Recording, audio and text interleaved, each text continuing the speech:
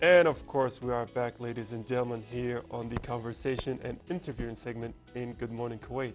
Now, 28 years of experience in teaching Arabic and 18 years of experience in teaching Arabic within the British curriculums as certified teacher recognized by both Cambridge Assessment International Education and, of course, the Pearson EdXL. He is the author of a support book for the Cambridge Arabic syllabus and have conducted numerous teacher training workshops, particularly in modern educational technology, including a training workshop paralytic in an international conference where he delivered training for teachers on the use of AI tools, especially in education.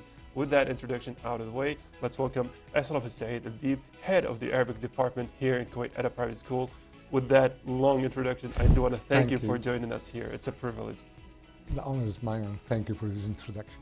It is, honestly, whenever we get our profiles before the program, whenever I see someone within the field of specifically relating to Arabic, I immediately ask them, please put me on, because Arabic language for me is something personal, right? I consider it a treasure.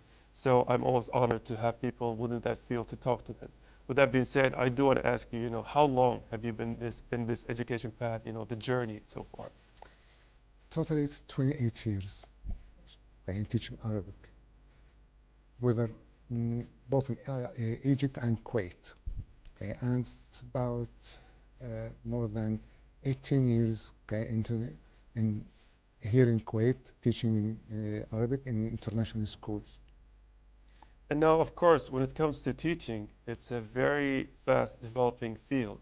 A lot of technologies get involved, a lot of methods get involved. The way you teach students get adapted and changes across the years. So I do want to ask you about all of these new methods and technologies that have emerged within the teaching field. Actually, it jumps rapidly. Okay, I will not say every day, maybe every hour, every second, something new appears, comes into the world. Okay, before it was only like PowerPoint presentations, okay, slides, okay, and overhead projectors. That was the tools before, and it was a big thing in educational fields. But now it came to AI. Okay, and AI took the process of education to another area. Yes. Okay. Many things, for example, the things the teacher needed to do it, okay, in maybe a week before. Now it's in a minute. Yes. You can do it. And we have to follow this, we have to use it. Otherwise, we will be separated of this generation. Yes. The students now, they know, of course, they know better than us in technology. If we didn't use this technology, okay, we will not be with them on the same page. Yeah. That's why teaching process must follow this through this technology. And that's it. And we're trying to do that. Yes, and of course, like they say with all kind of good technologies, if you don't adapt quickly, everyone's going to be ahead of you. Now, I am reminded by the use of AI by one of my friends who is also a teacher, and he used AI to make him the subjects to turn them into a contest, like one of those Sinjin kind of contests for the students. And he was like, everyone in class, the productivity, the answers in the exams have gone up. Just because, he was able to adapt quickly and use AI in his teaching methods, everyone just became a lot better. Now, I want to ask you, we did mention in the beginning that you were in the private school. Now, a lot of people here in Kuwait have misconception, or they think that private schools don't fall under the regulations or the supervision of the government officials. Is that misconception wrong, or is there truth in it, or how is that?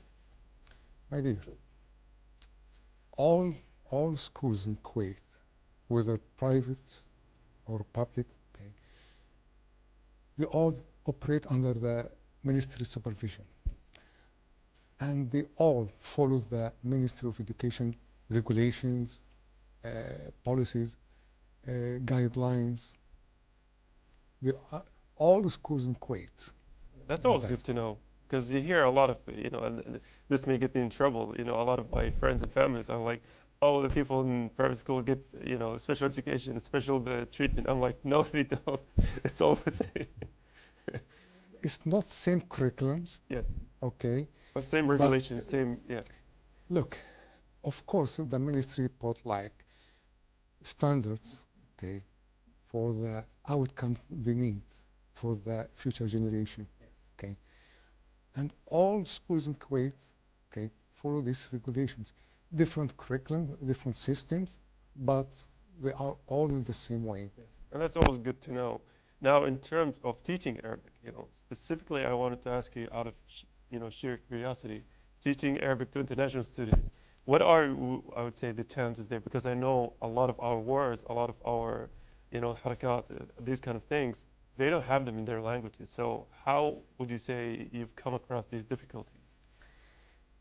We use many tools for that, okay? For example, we can use technology, we can use educational way, we can use psychology to teach them because we carry a very special responsibility, okay, to teach the future generation how to use their language, okay, confidently and correctly, okay, to be like remain connected to their heritage. Yes. Okay, so we have to follow, we have to learn every single new way for teaching and to deliver this information, to deliver this knowledge to the next generation. Yes. Okay, so that it's very, very special responsibility we do. It is. It's all about adapting because I'm reminded of when I was studying in the United States, some of my friends were from Mexico and some of my friends were from the United States. And because Mexico, they have, a lot of similar letters like the kha and all of that. Yeah. They didn't find it hard to pronounce some of the Arabic words, but the American friends, they found it hard. And I always found that really funny, right? Because we're all made from the same biology, but because they don't know it. So I imagine teaching international students has a lot of those kind of fun moments. Yes, of course.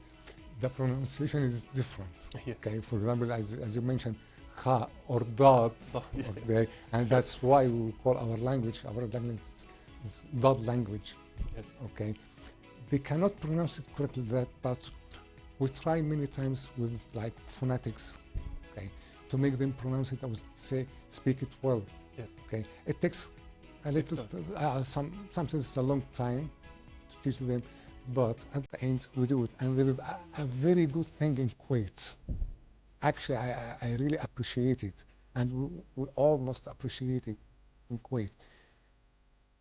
One of the ministry regulations, okay, all students, all from all nationalities, okay, who learn in Kuwait and enroll in Kuwait educations, Kuwait schools, they must learn Arabic.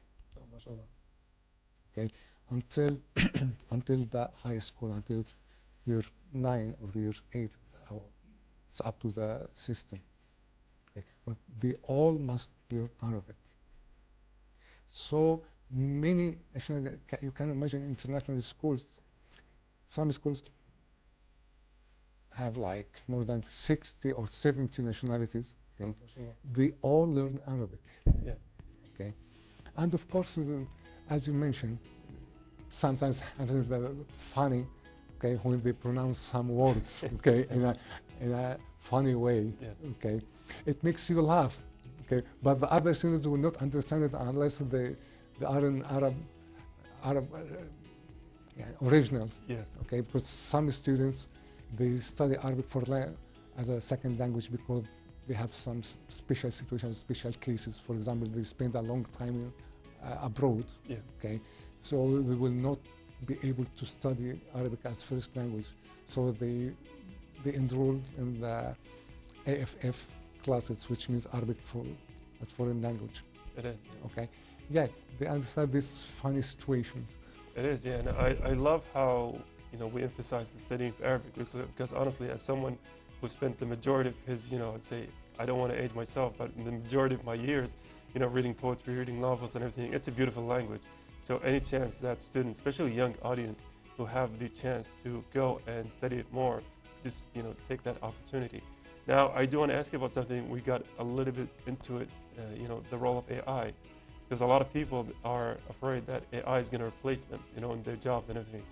Are those kind of fears within the education system as well, especially when it relates to teachers? Is there kind of fear that AI is going to replace them? It's a very complicated question. And it's many people are afraid of that. Okay, not only in teaching fields, okay, but I think I believe the best answer comes from Richard Baldwin, okay, the most famous economist.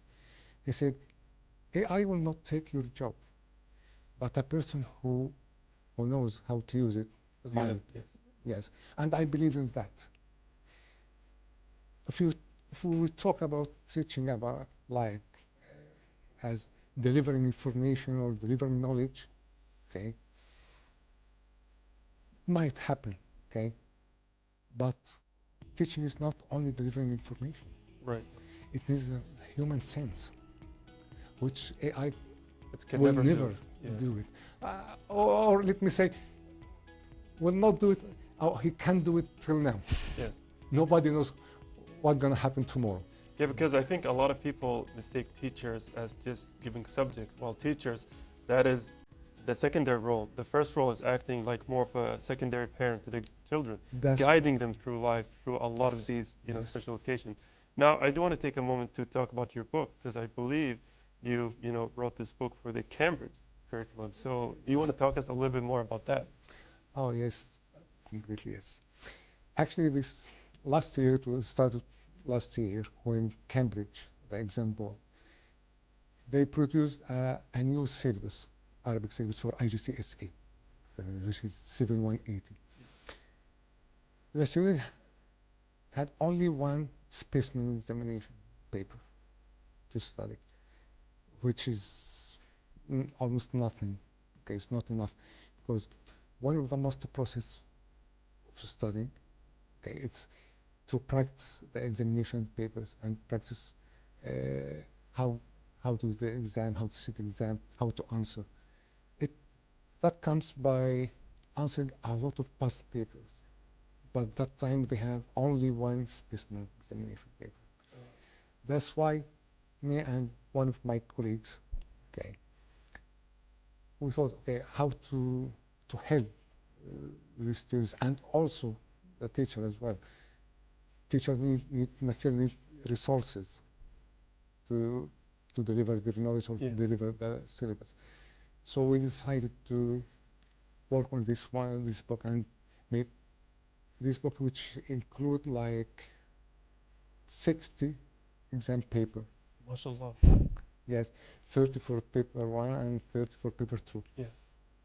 And it's really amazing to see a lot of these efforts that go out to help students, right? Especially when it comes to topics such as delicate and very, nuanced, like the Arabic language.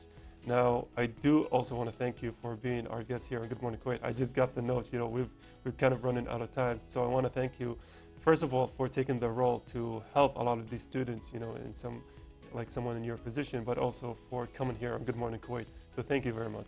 Thank you very much. Thank you. And of course, dear viewers, special thank you goes to all of you who are watching from home. We are going to take a very quick break, but stay tuned.